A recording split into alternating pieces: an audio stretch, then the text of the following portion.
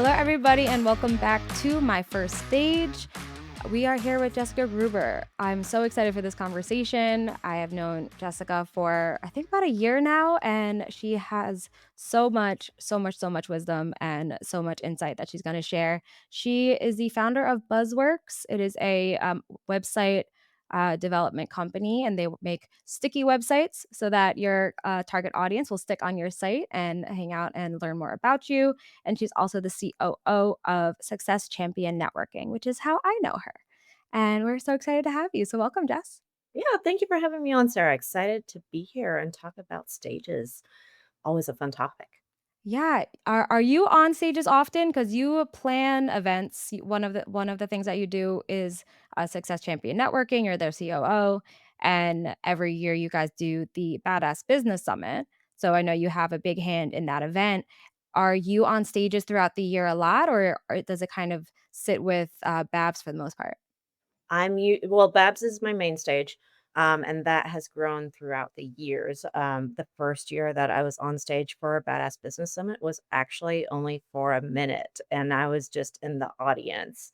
And they were like, "Hey, get up on the stage and do 60 seconds." And not life most life-threatening thing, I think, because everyone has that fear of stages, Uh-huh. and I know I was white-knuckling the mic and doing it, but it was a fear that I wanted to get past, because I knew if I did that, it would take me to higher levels in my professional career. So was that your first stage ever or just your first stage at Babs? That was my first stage at Babs. I don't like to talk about the real first stage because that was bad.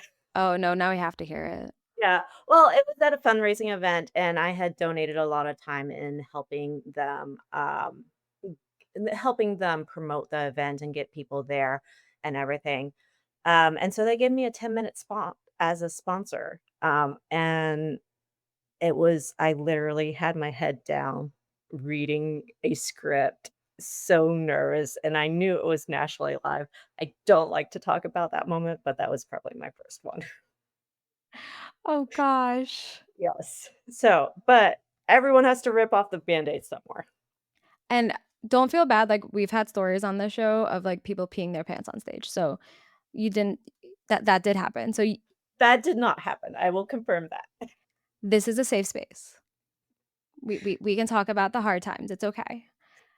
What did you know going into it, like, "I'm going to just read this," or did you revert into that because you just were scared? Like, why did it go that way? So it was funny because the couple weeks before, we were going to a networking event, and this is when I first started networking, in a whole.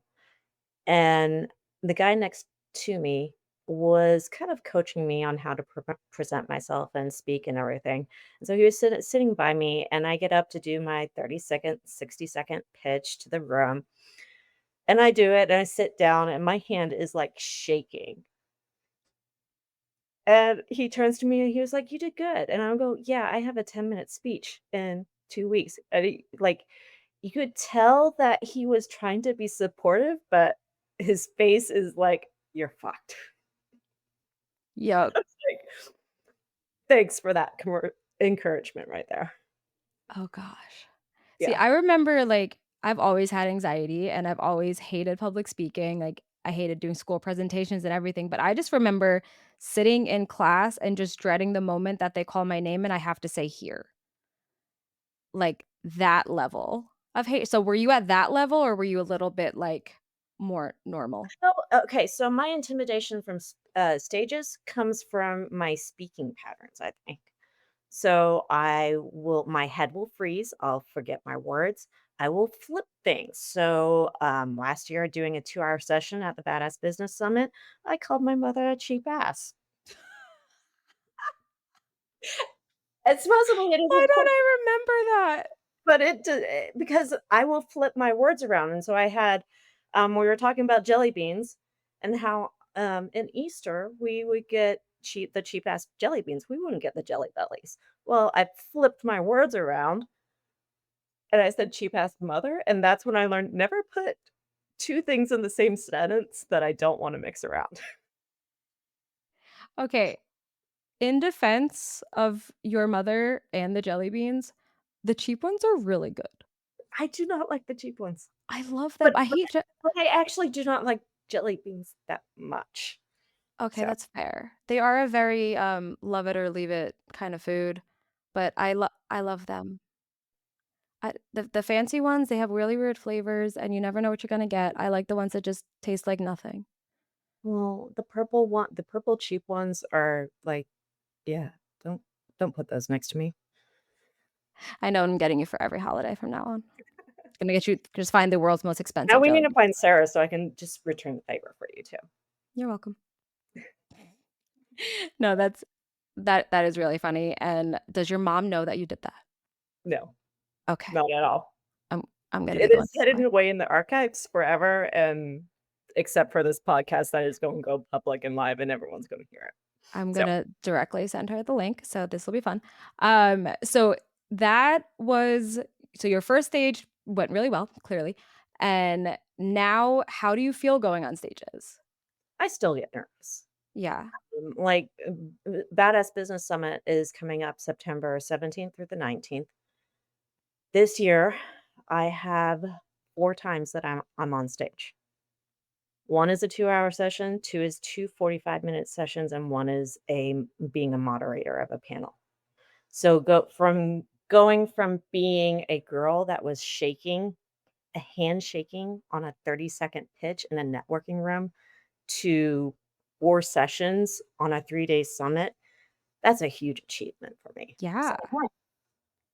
And w what made you okay with that? Like, I know you probably you're COO, you've got some sway. You probably had to approve this decision, and why did you be willing to do that when speaking something that, like, scares you so much? So, 1, you have to surround your people that will make you do the scary things. So, last year, we were sitting around the table planning, and they probably had my name on there 10 times on the schedule. Oh gosh. And I'm like and I'm the one that I won't speak up, so I'm just kinda sitting there like and then after we get off of the meeting, I go back to Donnie, who's the CEO of Success Champions, and I go, "Seriously? You guys are gonna put me up there that many times?" Um, and he kinda chuckled, and they removed my name from the schedule. But this year, they put it on, and I was like, "Okay, we're going to do this." But part of it was because I found how I like to work the stage. I'm a very systems and processes person, and I like to get people to move and activate. And I truly believe if you can bring an experience to the stage that gets people moving and doing the things, that is where the change will happen. Because think about it, experiences are embedded in us. They are the stories that we tell to everyone and how we learn. Why did America break away and build America? Was because they weren't having a good experience. Mhm. So what happens when you go on stage and you change someone's experience by giving them something to actually do and experience? And that makes that switch of, okay, this is the path I need to go to be successful in what I'm doing. So, let's talk about that because I feel like everyone is challenged with, like, we need the audience engagement, audience participation, and we do it in different ways, like, just we ask questions, raise your hand if, and I've seen people actually try to get people moving, and it either goes really well or people are just kind of not into it. How do you have specific things that you have people do that they are really into it and it's fun and it's engaging and it does what you want them to do? Yeah, and it's all about asking the questions. So if you can ask the questions and you can state why are we doing this, and you can step them through the process. The people Mhm. that get on stage and say, "Okay, now go do this assignment," without the background of why are we doing this assignment? Where are we going? What is the end goal of this? That's where people start to get lost on the stage. And that's where your audience starts getting lost because they're like, I don't really see the clear path. And let's back this up, give them a goal that they're trying to achieve, and then give them the exercises they need to have to get to that goal. Can you so this episode probably will go out after Babs, so it's not a spoiler alert. Okay. What do you have planned for, like, that, like, get moving exercise thing while you're there? So there's several sessions. The first one is our SEN session. And we're strictly looking at how do we transform their mindset from what do they need from networking to what can they build? Because once you transform their mindset of what can we build with networking, now that's when opportunity opens. And that's when they start seeing how can I leverage people in this portion of my business of what I'm building. And it's not just a lead generation activity, it's a business building activity. And so we're going to be doing things where we're breaking down what are the things that we're doing, are the things that we need to stop doing, and what are the things we need to start doing. And then start attaching it to activities that we're actually doing in the business and people we actually need to be in conversation with instead of starting jumping on random virtual calls and hoping it goes somewhere. So being more strategic with it. I love that. I've definitely been on many of those, random virtual calls where I'm like, "This is fun. Why are we here?" So be having more strategy for that is definitely recommended. Yes. And so you help run Success Champion Networking, which is a professional networking group focused on B2B and, n networking through other people's networks, basically, growing your network by using other people's networks and introductions. And how would you recommend people use networking to get them on stages? Oh my gosh. One of the easiest asks is podcasts. Mm. And that is like my go-to if I have nothing that week. I'm like, who do you know has a podcast that talks about marketing and business development? It's exactly how I landed on this podcast here with you, Sarah. Hey.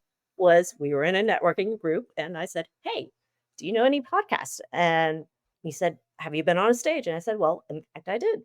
And so here we are today. That's true. And then what are you doing with those podcasts? Like, are you able to use podcasts as almost like a springboard to like bigger stages and like in person? It's yes, and podcasts are social proof to the bigger stages that you do know how to speak.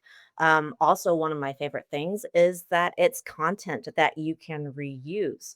So, if you get on amazing podcasts, they will send you the clips afterwards that you can easily plug into your social media, and it starts boosting your network not only on LinkedIn, but the podcasters network. So it's a joint effort on LinkedIn to boost each other's personalities and brands to kind of say, hey, here are two amazing people that have come together to share their knowledge and put it front and center for you guys to learn from.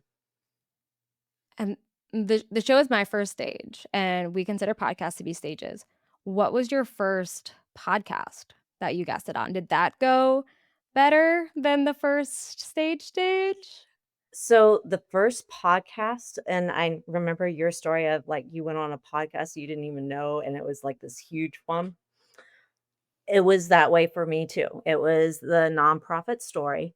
They broadcast it across so many different channels. It had such reach that when they launched it, I went back to my website, looked at the analytics, and saw this humongous spike of traffic that was being pushed to my website. So, That is definitely the goal. yes. And that's interesting too because was that while you were at with, like, running your company in Buzzworks, or were you in the nonprofit space at the time? So there was a year during Buzzworks that I took off and only accepted nonprofit clients. Um, I needed to find the meeting and websites again and see the impact of it. And so I said, so for a year, I just said, I'm only taking nonprofits. And during that time, that's when I got on those nonprofit shows to talk about marketing in the nonprofit segment. At the time, that was right at the beginning when I was taking on nonprofits, so it didn't actually turn into revenue because I didn't have my website positioned correctly. I was still dipping my toes in at that point, but I do think that if I had gone full into the nonprofit space and had my website aligned for the nonprofits, that some of that traffic would have converted. That's interesting. Now, last question, last little like nugget of advice. Since you are the queen of websites and making them sticky, and having them be really impactful, what would you recommend speakers put on their website, whether it's like their media page or speaking page, whatever it is? Is there something that you'd recommend they put on their site to make them more successful in landing more stages?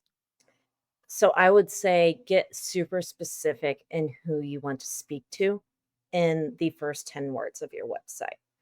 I see a lot of people that they will say, I speak to about this.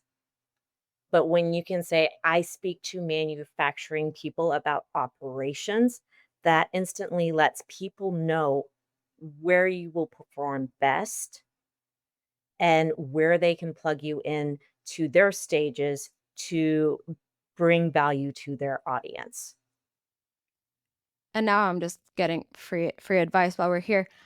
Should should they have a speaker website that's separate from their website or have a page on their website for speaking or either or? It depends how your business is positioned. I have some people that they have multiple companies, and I say, yes, go all in on your personal brand, and your other brands fall under it. There are some people where they lead with speaking, and that gives them consulting jobs after they speak. And if you're in that position, then lead with I am a speaker and this is what I speak on. Here's my speaker reels, here's my topics. And oh, by the way, if you want me to bring work deeper with me, here are my packages for consulting. I have things I need to do now. Loving the free advice. For You always get free advice too. So I'll for figure it everybody listening, where can people find you, find out more about you, connect with you, see all of the stages that you're on and everything that you're doing? Social medias, I'm most active on LinkedIn, so connect with me on LinkedIn. Websites, you can connect with me on successchampionnetworking.com and also buzzwks.com. Those will have my calendars to schedule directly with me. And that's how you can get a hold of me. Amazing. Well, thank you so much for coming and hanging out. And for everybody listening, hit that subscribe button so we can keep bringing you these stories of people's first and best stages. And we'll talk to you next week.